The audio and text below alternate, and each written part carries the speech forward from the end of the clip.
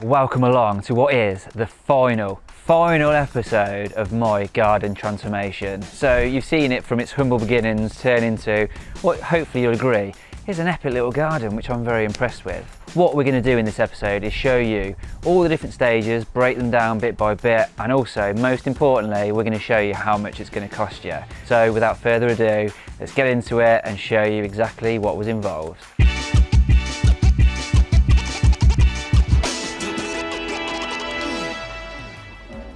First of all, you might be wondering why I'm stood up here, but if you cast your mind back to before we started, the ground level, just to show you exactly how bad it was originally on this side of the garden, was up here, and on the other side of the garden was down here. So you literally needed to be a mountain goat to actually walk in my garden. I managed to get a table and chairs, but I was kind of like that when I was sat in it. So we decided something had to happen because our lovely new house had a completely horrific, unusable garden. The first thing I needed to do was hire some plant. I needed a digger and I needed a tack barrow, a mechanical wheelbarrow. You saw me driving it around. Unfortunately, the ones from work were a little bit too big, so I couldn't get them in the house, which was a shame. So I had to fork out, get my own. I'm sure Tony would have loved to have lent me them anyway, but regardless. So first thing we did was got in here and we started digging all this out. We've took out approximately 600 mil, so 3 sleepers high of earth from all around the back there, right the way across. So basically what happened with the garden was it was this height, cambered over to there, and also it cambered down towards the house. So all the way across to approximately here, it was that height, and then it dived down towards the house. In total, we took out around 60 tons of excess soil, and it wasn't a nice dig. It was clay, it was solid. It's a new build site, and as I'm sure many of you are aware, the soil is horrendous because they just chuck everything in there and then lob a load of stuff on top. Sprinkle a bit of seed on it or lay some turf on it and say, there's your garden. So I did have an absolute nightmare to get through it all, but we got there. Overall, it took about 3 to 4 days to get all this dug out. That was a lot of hard going and a lot of long hours to get that done. And then also, luckily I had the drive that I could pile it all up on. It was a huge pile, as you can imagine, with 60 tons, but we got there, we got it out, and then that meant we could move on to the next stage. Right, let's talk about the costings. We took out 60 tons of soil, like I've mentioned.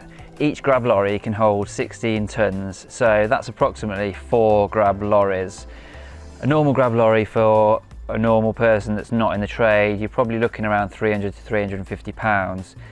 We get them for about 250 pounds each, so that would have cost me a total of 1,000 pound. The machine hire, that cost me 300 pound. Again, I get trade discount, so I'm not sure exactly how much that would cost you, but you'd be looking between the 300 and 500 pound mark, something like that. So you're talking around 1,500 pound to remove this amount of soil. For this area, for this section, this little part of the build, that is it. That was the cost, because it was literally rip everything out, get rid of it, and then we've got a blank canvas on which we can start the rest. I've removed all the soil, but I've got one problem. As you know, the ground's uneven. This side is a lot higher than that side, and what I needed to do was support this fence and these posts. So what that meant was I needed to keep some of the soil back here, because if I dug right the way down, all the bottom of these posts would be exposed and the fence would come down, and that would be costly and very annoying and not what I wanted. So I needed to install these sleepers as means of a retaining wall to make sure I hold all that earth back, keep the fence secure, and also it's given me a nice little planting border, which is nice. So what we did is install these. So these are effectively steel beams or RSJs, whatever you want to call them, and what it means is my sleepers could slot straight in. What I did is buried these 600 mil into the ground, 600 mil above, because you should always bury them the same amount as what's exposed, and then I could literally slot my sleepers in, and that created then my retaining wall, nice and solid. I didn't want to just stick the sleepers on top of each other because it's not very safe when you're holding back earth. I mean, there's not a lot behind it and the chance of it slipping are very slim, but not only does it look good, it serves a very good purpose. The next problem that I encountered was, not a problem, but an issue that we've got to get over, is the fact that the ground level is now this height. Not just here, but it's all the way over there is this height. So what that means is when it rains, you're going to get groundwater which is going to come through. It's going to find the lowest point, which is here, my garden. So I needed to eliminate any water that would seep through here and flood this area. So what I did was installed a French drain. It's basically a massive length of perforated pipe, so a big pipe like this with lots of slots in it, which enables water to seep through. So I laid that pipe from all the way around there, right the way around the back, all the way along this wall and into my silt trap. So what we do is basically get our perforated pipe, encapsulate it with stone, and then encapsulate the stone then with some fabric, some terram. That means that no soil gets through, but the water gets through and it works its way out towards the silt trap. Let's go and have a look down there and see where it is. So this pipe, basically imagine the water's coming through, it hits the pipe and runs all the way down here into there. So that is basically a silt trap. I'm growing my runner beans on here at the minute, so I can't lift it up and show you. If I do need to get to the silt trap, I obviously can. As soon as these have died off. These need picking actually. Ooh. I'll get them soon. I'm going to have them with my Sunday dinner. As soon as these have died off, I can move this out and I can lift this lid, and in there is a big basket that you can pull out, and any sediment that's come through from the ground catches in there so it doesn't go out and block any drainage. So that was pretty much my solution to the issue, which could have been to basically keep my patio and my grass nice and dry. So I wanted to make sure that I made use of this little raised area here, and I wanted to make sure that it wasn't just very cold and clinical and too modern. I wanted to have a little bit of tranquility, some nice flowers, a bit of nature in my garden. I'm not much of a gardener, as you can probably tell, but you know, it's just nice to have some flowers. I've got these nice white and purple ones, and this one, and these ones, and these little like sunflower things. I know that this is lavender, and I know that this is mint, and I know that that is oregano.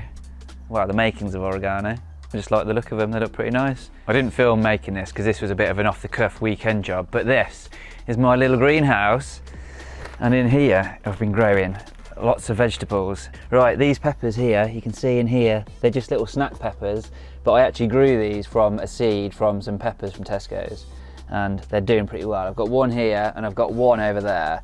The other one's doing a lot better than this one. So in this little greenhouse area, I know it's not much, but it's honest work. I have grown 3 cauliflowers, I've grown potatoes. It's just nice just to have that little bit of time just to come out here after work and just tend to the vegetables, you know, and make sure that everything's growing nicely. I do enjoy it, it's good for your soul. Let's talk about how much it costs, because that's the most important bit, clearly. Right, so the sleepers, I had 20 of these, they were £30 each, so that is a total of £600. The posts, the interim posts, I had 4 of those at £60 each, and one of these corner ones, which is basically 2 end ones welded together, that was £120, so £180 for all the posts. The drainage, so the slot drain, all the connections, and also the silt trap behind me was £430. Around £100 for the pea gravel, well, the 20mm gravel that went round the French drain as well. I also did buy the little tool that I kept going, well, the big tool that I kept going on about. That was £360 for that big Makita earth auger. However, I'm not going to put that down as a cost for this because it's not a necessity. You can dig it out with a shovel, it'd be graft, but you could do it.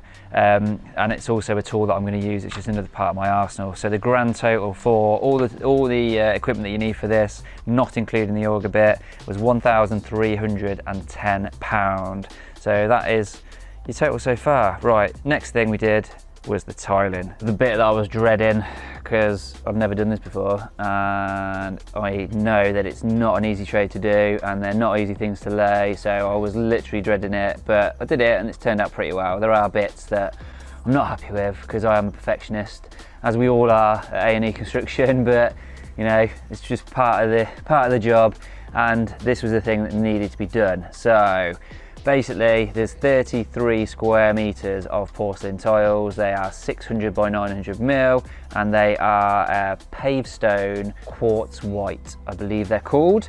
Yeah, they were a nightmare, to be totally honest, to fit, but we got there in the end, and I'm happy with the overall result. It is very good. It's very time consuming though, and I would recommend, if you're going to do this on your own, watch lots and lots of videos, do lots and lots of research, and maybe not take on such a huge area for your first one, because there's quite a lot here. What we did, we got down our 100mm sub base of MOT, whacked that all down, made sure that was all nice and solid, obviously worked out our levels before. If you need to see any more info on this, check out the video, which is there somewhere, and I'll basically show you how I get all these laid out, how I make my levels correct. You need to bear in mind as well that you don't come any more than 150 mil below your damp course unless you're putting slot drains in, but that's a whole other story, so I won't go into that now. What I needed to do was make sure that everything worked its way down to the slot drains, because I had a bit of a junction there with my French drain and the slot drains all connecting together, and I wanted everything to run seamlessly through. The slot drains were a bit of a design feature which I needed to make sure I put in, because obviously when you're putting tiles down as opposed to having turf down, you're always going to have an issue with water and getting rid of it, so these were a must. What I did was install these Eco slot drains. Basically, because I put a fall on the patio, any water that hits that just runs straight down, comes into here, goes out there, through the silt trap and straight out. So any water is not pooling on here, and it's not running down here and making this into a bog. What I also did with my tiles as well, because I wanted to keep it nice and separate and also had a nice little border to the grass, I put down these edging tiles in a nice black, so it's a bit of a contrast and it helps blend these seamlessly in as well, so they're not really that noticeable. Obviously they're very low profile, but you know, it is what it is. I'm pretty impressed with it. It's turned out good. Like I say, there are a few bits that I would have done differently. The main thing I probably would have done differently is chose another colour. They look lovely, however, they mark very easily. I cut the lawn yesterday and just the wheels of the lawnmower have marked it, so it's a case of every time I mow the lawn I have to just get my little pressure washer out quickly and clean it. That is the only downside to using a light tile, so if I was to do it again I would have definitely done that differently and chose for probably a darker tile, but it looks lovely. I'm happy with it. Everybody else is happy with it that's seen it, so that's the main thing. Right, let's talk about now the costings for this, because this was the big one. I always knew this was going to be the most expensive part, and it certainly was.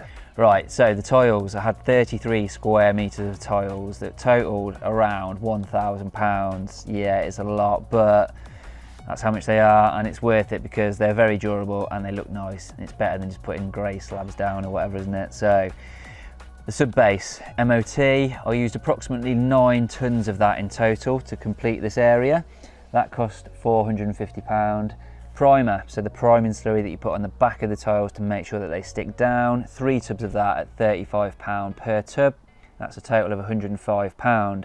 Cement, so the cement to do all of this and including laying the slot drains, I used approximately 25 bags at £6 a bag. That's £150.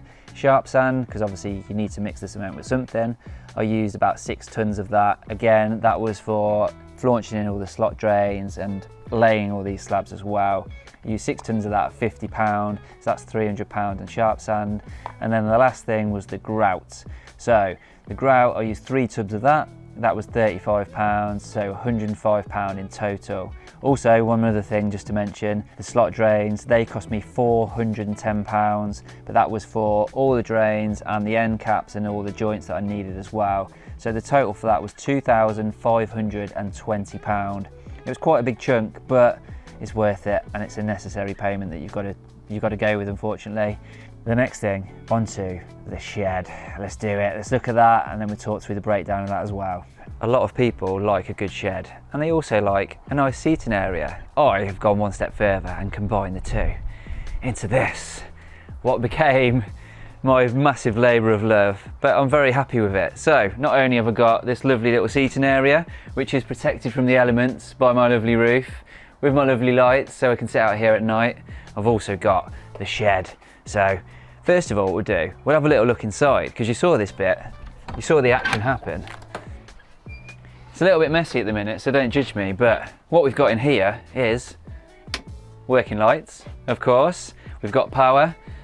We've also got our connection here for our festoon lighting outside. We've got some nice little worktop space, plenty of storage in here for the mower and the deck chair, the sun lounger, whatever, pots, all that sort of stuff. It's just a nice little man cave. I've got myself a little vise, which isn't fixed down yet, but you know, this is just a nice little area where I can come and do stuff if I need to, just to keep out of the house, and also store stuff, because it's important to have that extra little bit of storage space that we all need.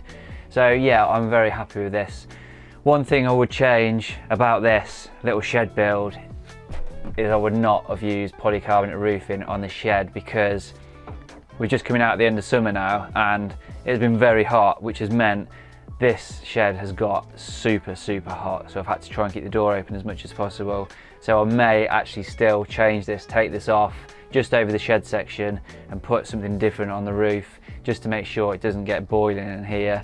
Even with the ventilation, it still gets really hot. So just a little tip, if you are going to do this, I wouldn't recommend putting that on the shed roof.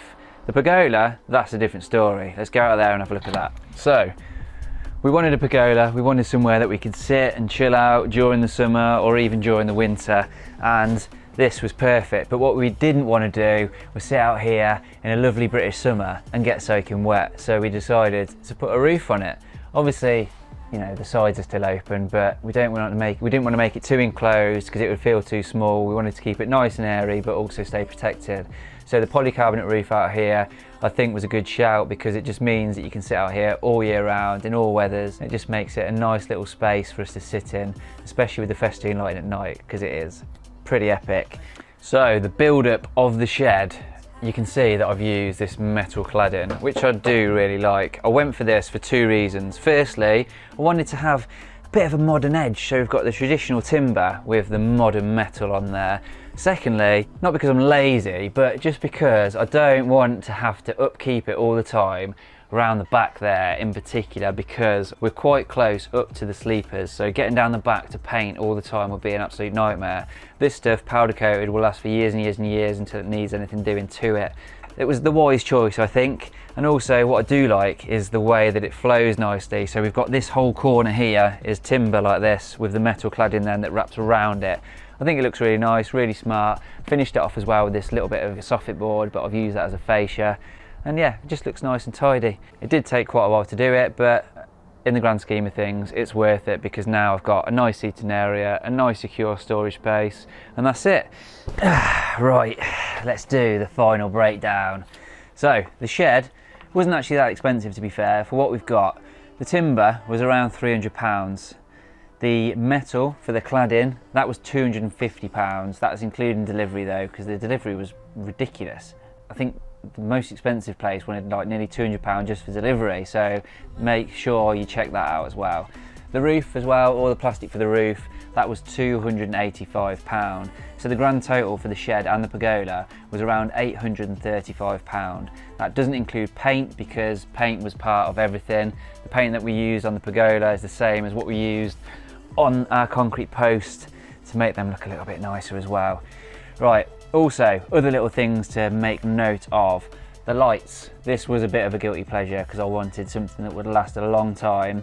I didn't want to be buying cheap with festoon lighting, because winter, you know what winter's like here, it's very cold, very wet, so I wanted something that would last year on year on year, and all I have to do is replace the bulbs. This was expensive, this was 265 quid, but there is quite a lot of it, and I don't think it's that bad for what I've got. They're very high quality, and I do believe they're going to last a long time. The grass, so the topsoil, 4 tonne of topsoil went into that. That was about £60 a tonne, so that was £240. The turf was just under £100. At the minute, I'm not going to show you it in great detail. It does look pretty nice, but we've just come out of very hot weather, so it's looking a bit drought stricken. I have invested in a sprinkler and have been watering it very vigorously, and it's a bit hit and miss, but it looks mint most of the time. I'll get my mower, I'll mow some stripes in it, I'm happy with it. It's my little bit of tranquility and a little nod to nature. Also another little thing, just the decorative stone around the edges. I had 10 bags of that to do all the way around the edges. That was about £8 a bag, so that was another £80. Right, the grand total to do this garden. Bear in mind that I am in the trade, so I do get preferential rates. If you're going to do this yourself and you're not in the trade, the chances are this is going to be a lot higher, your figure. And also, I did this last year, and the rate at which material prices are going up, it could be a lot more. But this is slightly indicative of the sort of price ballpark that you may pay. The grand total for everything that you've seen here, obviously excluding my labour, because that was free, and all the friends and family that helped out, that was also free, was £6,120 all in. I think that's very cheap for what I've got. If I'd have got somebody in to do it, it would have been a hell of a lot more. You're probably talking in the realms of probably 10 to 15 grand, maybe a bit more than that. But yeah, I have enjoyed doing this. It has been stressful, it's been very tiring, it's taken me a long time. The total time this took me, I started it in April and I finished it around October time, but I was doing that literally evenings and weekends, so obviously it took me a lot longer than it would take if I could have just worked through it and got it done. There was obviously a lot of breaks in between that. I knackered my knee up as well, so I was off for a few weeks, so there was lots of little factors. That's why it took quite a long time, but it will take quite a long time to do it because there was a lot of work here, as you've seen from the videos. That is it. That is the end of this series. Hopefully you've enjoyed watching me struggle through this very epic build and turning my garden from what it was into what it is now. If you have liked this video, if you've liked the whole series, just give us a big thumbs up, and if you're not yet subscribed, surely this has given you the incentive to do so. Hit that subscribe button, turn on your notifications, and we'll see you in the next one. Take care guys, thank you.